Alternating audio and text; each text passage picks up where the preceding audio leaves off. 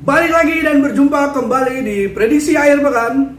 Kali ini gua nggak mau ngomongin soal prediksi ya, karena ya kemarin-kemarin udahlah prediksi. Kali ini mungkin Ini acara lain kita. Ya? nih yang khusus lagi nih, beda lagi ya. Karena Mas tapi masih berhubungan. Ini Jod, gue mau nanya nih Jod sama lu Jod, gimana caranya supaya kita itu bisa gol di parlay ini Jod? Cara menang parlay gitu. Cara menang parlaynya gimana nih Jod? Sebenarnya cara menang parlay itu kan macam-macam sih. Ada yang berbasisnya di analisa setiap hari. Cuman gua rasa lu pasti bakal apa ya? TKO lu kalau dibilang ngomong bandot itu TKO. Jadi sehari misalnya lu mau parlay 10 pertandingan lu tuh jauh lah dari harapan. Dan kali ini gue mau ngasih tips biar lu menang parlay.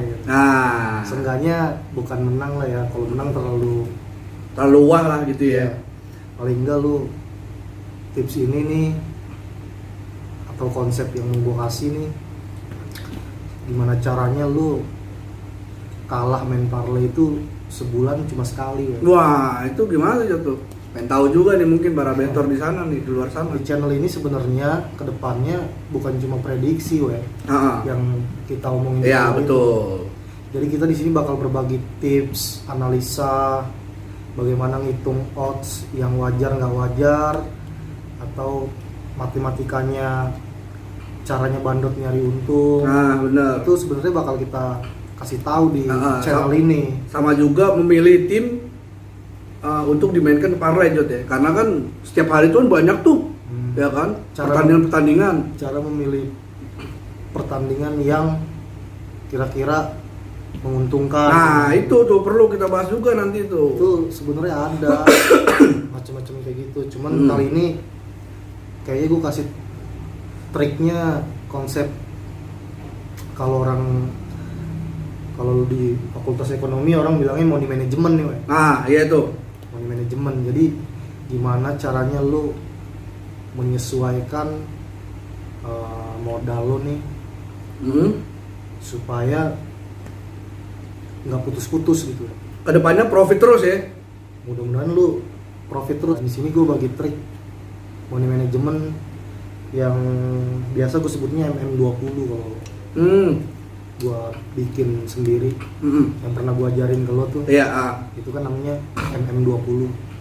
Gimana caranya lu dalam sebulan itu deposit cukup sekali aja, nggak usah banyak-banyak, dan lu bisa main tuh sepanjang tuh marginnya masih ada.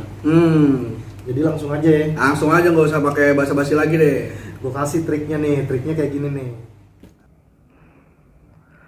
Oke, jadi pertama-tama gue di sini akan jelasin bagaimana cara membuat pembukuannya ya. Di sini kita ada kolom pertama nih, ada date. Gambar besar. Nah, date ini kita bisa tulis tanggal ya, tanggal berapa, bulan apa gitu. Dan kolom kedua ini ada modal awal. Di sini gue taruh seumpamanya kita punya modal 1000 ya. 1000 itu sejuta maksudnya ya. Dan di kolom ketiga ini ada bet 20%. Itu artinya kita harus open posisi atau kita ngebet itu 20% dari modal.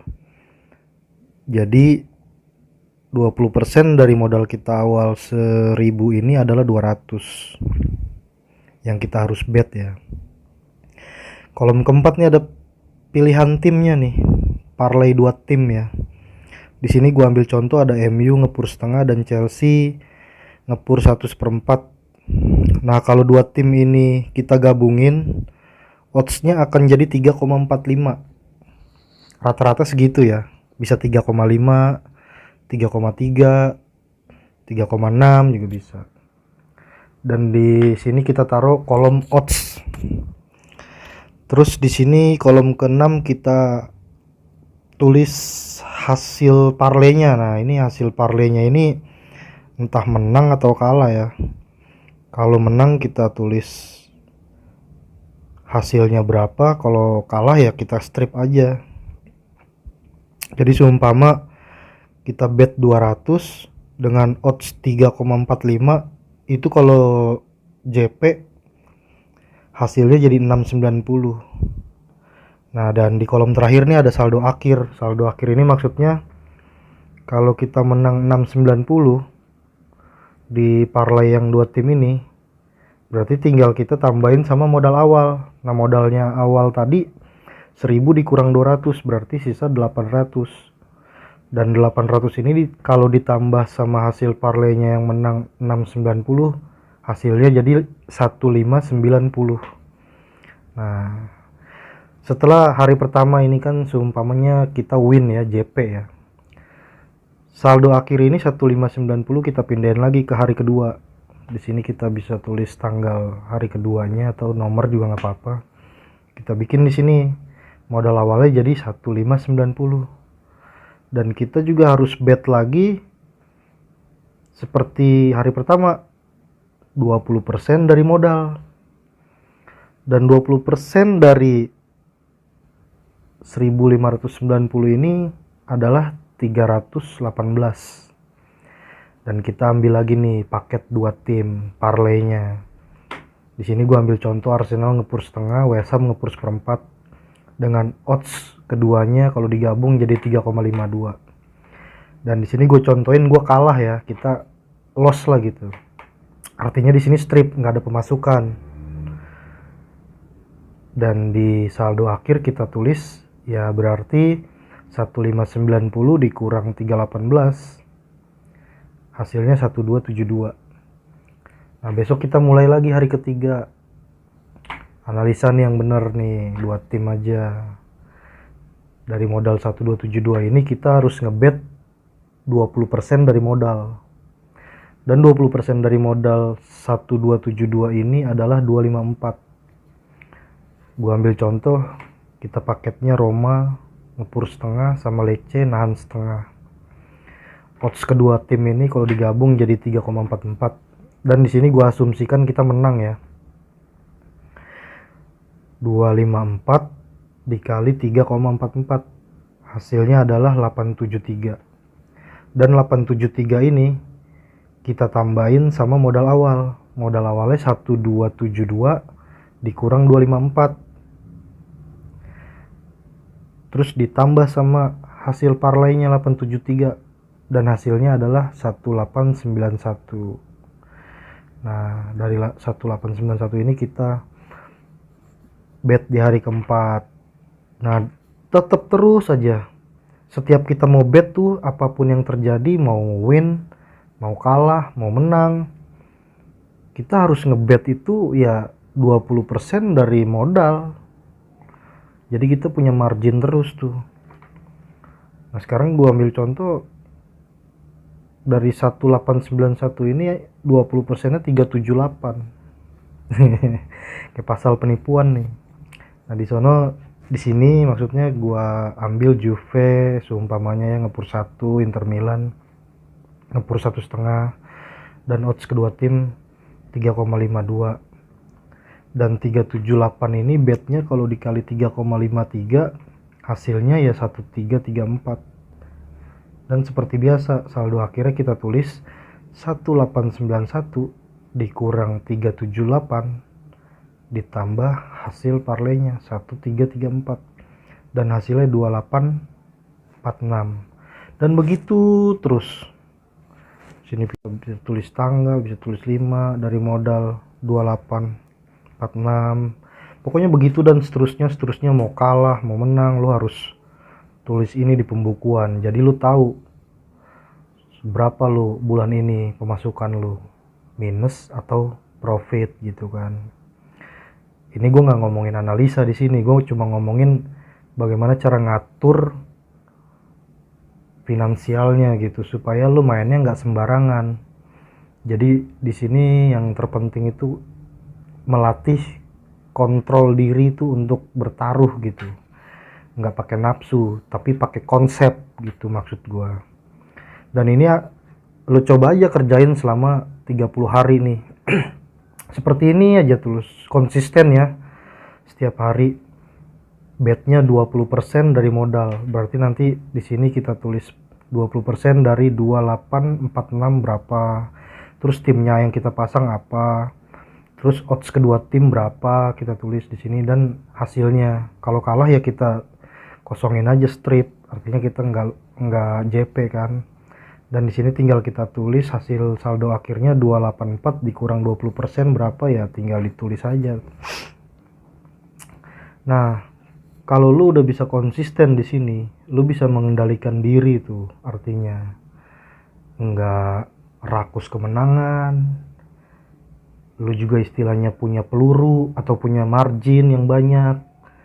Kalau lo kalah 5 kali beruntun ya pasti saldo lo nggak habis-habis, karena setiap ngebet yang lo pakai kan cuma 20%, gitu maksud gua. Nah, kesimpulan dari money management ini udah gua hitung seperti ini jadinya. Jadi seumpama lu punya modal 10.000. Nah, terus hari kerja lo nih gua coba ambil contoh 15 hari lah ya. 15 hari kerja nih hasilnya kayak gimana. Dan seumpama di pembukuan ini hasil win lo ini selama 15 hari itu adalah 9 hari, dan kekalahan lo selama 15 hari adalah 6 hari. Cara ngitungnya begini, gampangnya ya. Setiap kita JP 2 tim, itu kan oddsnya 3, sekian. Itu bisa langsung gua asumsikan 48% dari modal. Keuntungan lo tuh, setiap lo ngebet 20% dan lo JP di odds 3,4 sekian, itu berarti saldo lo udah nambah 48%. Hitung bulatnya aja ya. Tapi kalau misalnya lo kalah dalam setiap bet, lo hanya berkurang 20%. Jadi kita bisa hitung kayak gini. Seumpama lo kerja 15 hari kerja nih, lo nulis pembukuan ini, dan ternyata hasilnya lo bisa menang 9 kali dan kalahnya 6 kali, kita bisa hitung kayak gini. Modal awal 1000 ditambah 48% hari pertama, hari kedua, hari ketiga, hari keempat, hari kelima, hari keenam, hari ketujuh, hari ke-8, hari ke-9. Nah, ini hari ke-9 maksudnya yang totalnya lu menang itu ya. Yang kalahnya belum kita hitung nih. Dan kalahnya itu berarti tadi 6 hari. Kita kurangin 20%, 20%. 2, 3, 4, 5, 6. Nah, jadi kesimpulannya, setiap hari lo kerja hasilnya apapun, ya akan hitungannya sama. Kalau menang, nilai saldo lo nambah 48%, dan kalau lo kalah, nilai saldo lo berkurang 20%. Bagaimanapun posisinya, walaupun lo hari pertama menang, hari kedua kalah, hari ketiga menang, hari keempat menang, hari kelima kalah, hari keenam kalah, hari ketujuh kalah, hari ke-8 kalah, hari ke-9 menang, misalnya gitu ya. Dibolak-balik aja gitu. Pokoknya dalam 15 hari itu total kemenangan lo 9 dan total kekalahan lo 6. Hasilnya akan tetap. Dari modal awal 1000, dalam 15 hari kerja dapat hasil sekitar 8.930. Dengan catatan dalam 15 hari kerja itu lo menang 9, kalahnya 6. Nah, kayak gitu cara ngitungnya. Itu memanage keuangan di betting atau di akun lo yang mau lo tulis. Jadi seberapa lo bisa dapat penghasilan di situ. Dan gue yakin kalau lo nerapin money management ini, konsep ini, gue yakin modal lu nggak akan habis-habis tuh selama sebulan. Tinggal lihat aja nanti di akhir bulan berapa yang lu hasilin, apakah minus atau